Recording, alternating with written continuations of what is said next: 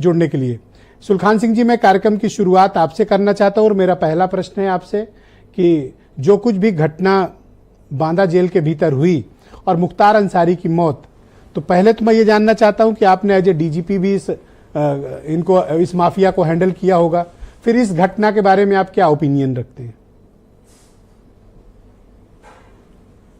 देखिए, ये घटना ब्रजेश जी इसलिए और ज़्यादा इम्पॉर्टेंट हो जाती है कि मुख्तार अंसारी ने कई दिन पहले ये आरोप लगाया था कि उनकी हत्या की जा सकती है।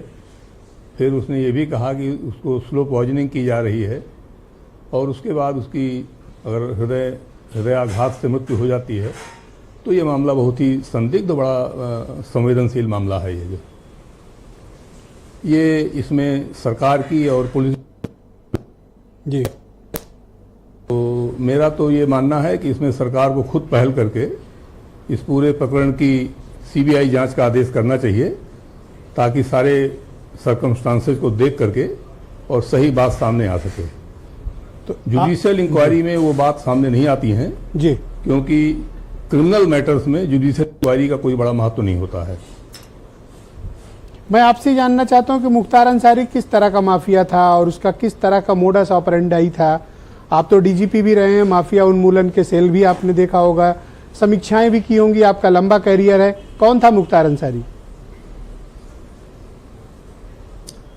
मेरे डीजीपी के टेन्योर के दौरान तो यह मुख्तार अंसारी जेल में ही था, कोई इसकी गतिविधियां कहीं नहीं थी और मैं चूंकि उधर कभी तैनात नहीं रहा तो मुझे इसके बारे में बहुत जानकारी नहीं है।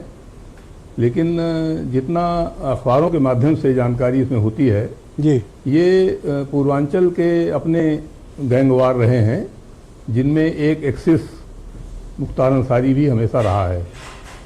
चाहे ब्रजेश सिंह के साथ टक्कर हो या कृष्णानंद राय के साथ टक्कर हो, तो ये इस सब में एक एक्सिस ये मुख्तार अंसारी रहता था। आपको ये मुख्तार अंसारी की मौत का मामला संदिग्ध क्यों प्रतीत होता है? आपको ऐसा क्यों लगता है?